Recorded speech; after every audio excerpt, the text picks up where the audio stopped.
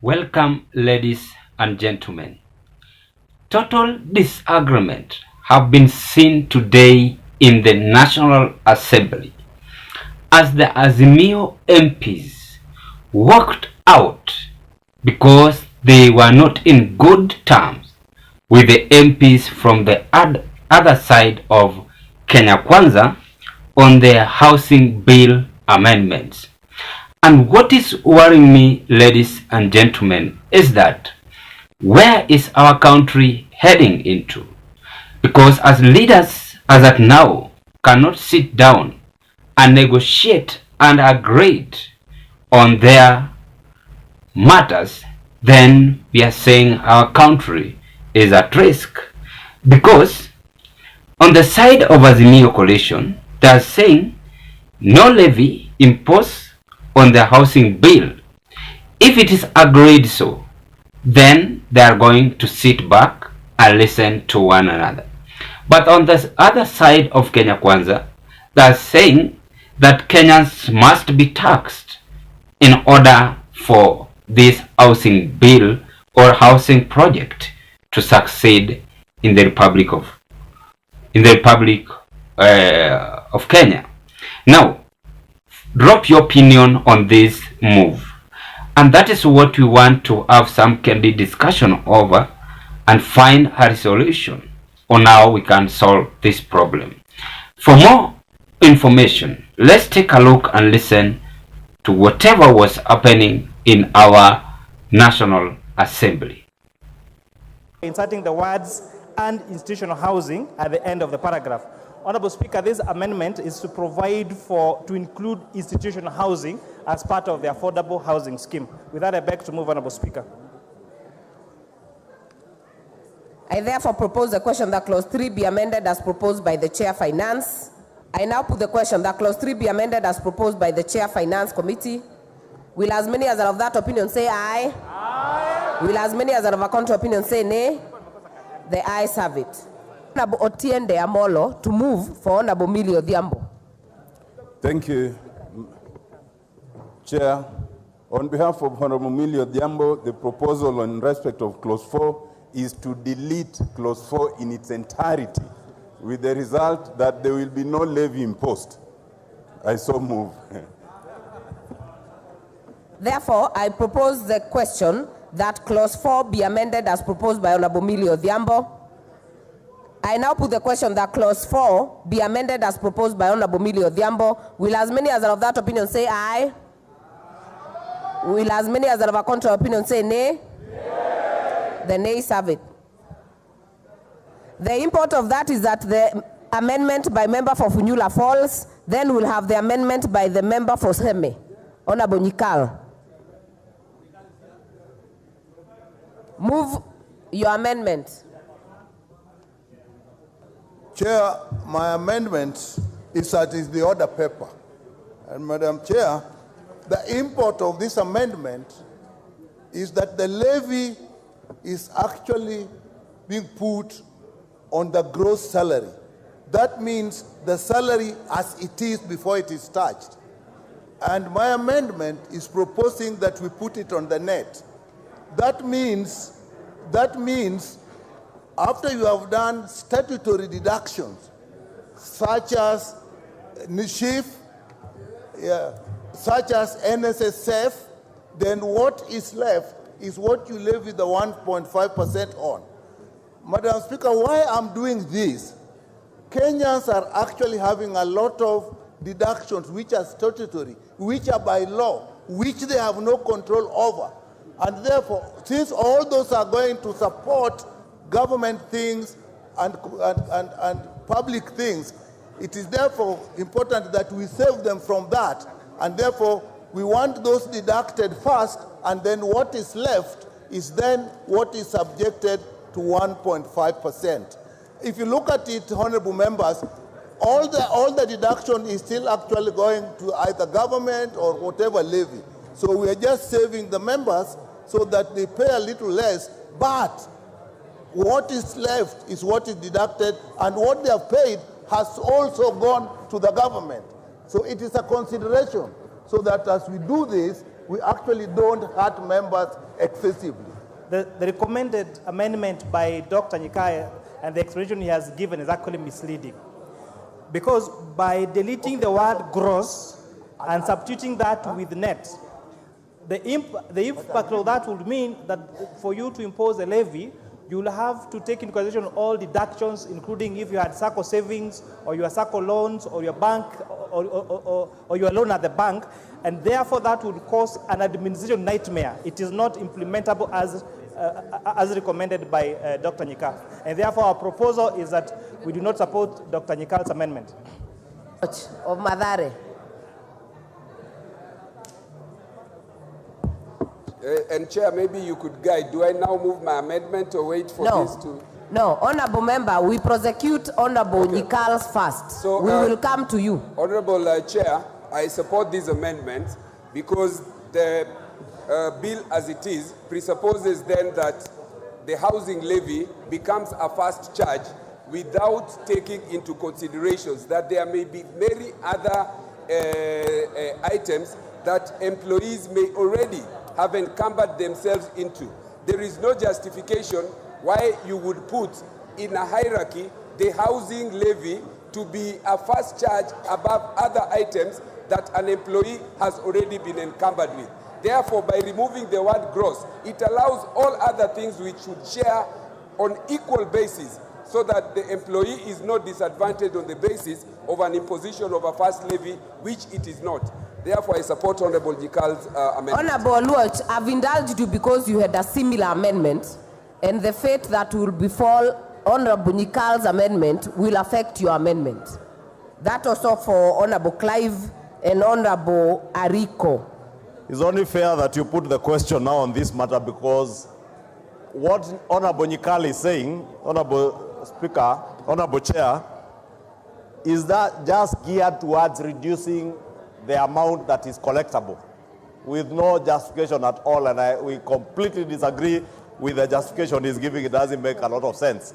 And I have spoken to Honorable Nyikal. I was trying to prevail on him to drop this particular amendment because he has another amendment that we are in support of, and he knows where there is logic in what he's proposing, we support. But where you want to reduce the amounts collectible, we do not support.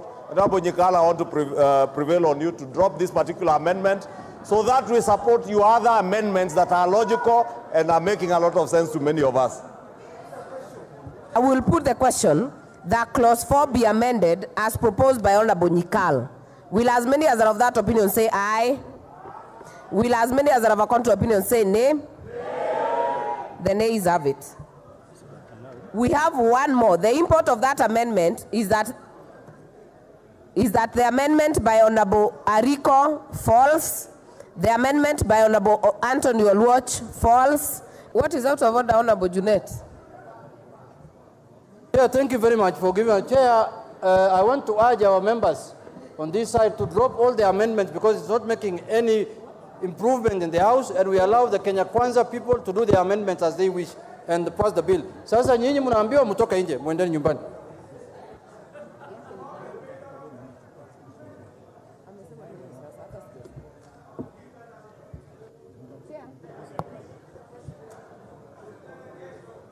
Honorable Chair, do you have anything to add on this? Member for Funyula. And that is how it's ended in tears, as they were having no agreement between them. But I don't know if our country will one day come and have a peaceful consultation, because some people are saying Azimio MPs were wasting time and they knew what they were doing. I was silently perusing some of the comments coming from Kenyans, and I have realized that most of the people in the Republic of Kenya are against this.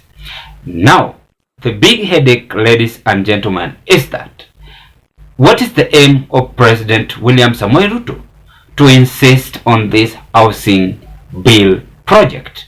Yet, the court itself had gone against it and distracted the bill. Now, I'm very much shocked seeing the MPs clashed at the National Assembly on this housing bill project. Now, today's discussion, we want to find a resolution, things which should be done under which circumstances. Before I do that, I want to appreciate you so much, members, for the support that you always offer to this channel, because if it was not a support, then this channel could have not reached where it is as of now. Thank you very much, and continue supporting our YouTube platform. And if this might be your first time watching me at Zion Kenya TV YouTube channel, I request you just take a 1 second and click that subscriptions button and subscribe to our channel. After you subscribe, watch our videos, like, share, and give us your opinion. Let's proceed. Why do you think there is total disagreement on this housing bill? Number one is because Kenya Kwanza government or administration seems to force this. That is what I can say as per now. And according to the other side of opposition, they are coming out and saying that this housing bill is not legit to Kenya's constitution. Do we recall yesterday I did the analysis on the housing bill, which Wamuchomba Githunguri MP came out in publicly and condemned this housing bill, and she described it that it should be called affordable social housing project. And with that speech, it created chaos in the parliament. But now today we are also finding out that the MPs on this other side of opposition are worked out. They did not work out because they were offended. It's because they were not in good terms to listen to each other, as I have just displayed the video or the clip on our channel. Then lastly, the head of state should hesitate and look this keenly on the steps that he always do as he make his own decision. As much as is implementing the housing bill on Kenyans, whatever Kenyans are seeing is that court was against this. But now why the head of state sending MPs to propose this again? Those are the questions Kenyans ask themselves, and they commented vigorously on this move. As per now, we are seeing the MPs are getting out, and they are getting out from the parliament is giving Kenya Kwanza MPs freedom. They're gonna pass it whether they like it or not, because this thing is under control of Mr. President. Let us speak the truth. And if it is so, I also propose that it should not implement the taxation. It should just do it as Uhuru Kenyatta was doing it. But the term pole pole to ensure that vulnerable Kenyans are not suffering at this point, because sai tunaumia juu ya economy, dollars, as you saw. Even the president said, remember today I saw him in Naivasha is issuing a briefing on the dollar, which is good. Let's hope so, as he said. But now, why is he insisting on this? Now, resolution are this: president should observe and put people's consent in decision making and ensure this housing bill should not be effective 98% to Kenyans. Because hapa tuko na housing bill, tuko na NSSF, tuko na NHF. So unapata hao MPs, they disagreed because of this loss of taxes which are being implemented. Yet we are seeing some of them are traveling across the country, Geneva, Amsterdam, Australia, and parts of the global, with the name of bringing changes. let these changes which they are bringing from outside not to torment Kenyans, but to work for Kenyans for a better future. So these are the reasons why we are finding the MPs came out and clash with the Kenya Kwanza MPs. Ladies and gentlemen, what can you say on this bad picture which have been seen today at the National Assembly level? I rest my point of analysis at this hour.